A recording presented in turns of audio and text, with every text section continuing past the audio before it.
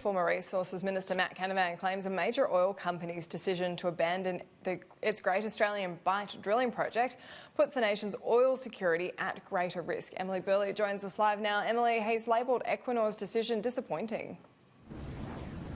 That's right. Matt Canavan advocated for this project throughout his time as the Resources Minister, touting what he said was the opportunity it would bring Australia and its potential to lower energy prices. But as we know, this plan is no longer going ahead. The Norwegian mining giant Equinor releasing a statement yesterday saying it would not pursue its oil exploration efforts in the Great Australian Bight. Now, this project has always been very controversial. There's been a lot of opposition to it, mainly focused on the negative environmental impact it would create. There has been some celebration about the of the plan. Greenpeace and the Wilderness Society, among a number of organisations, environmental organisations, really embracing this news. But it was economic factors that ultimately led to the axing of this plan.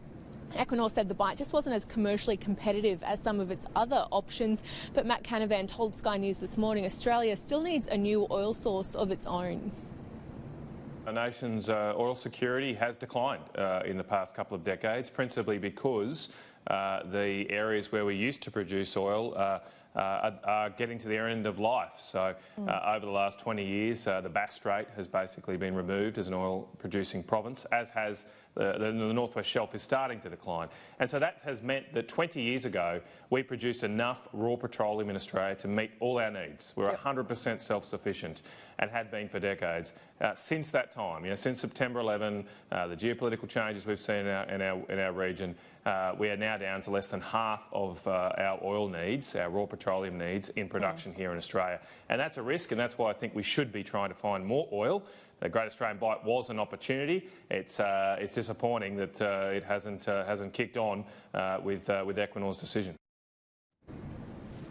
Equinor is now the third mining giant to back out of plans to drill for oil in the Bight, following BP in 2016 and Chevron in 2017. Equinor was given approval for the project by the National Offshore Petroleum Regulator only in December. Annalise, it's not clear whether another company will take up this project. That is the question. Emily Burley, thank you live for that update from Adelaide.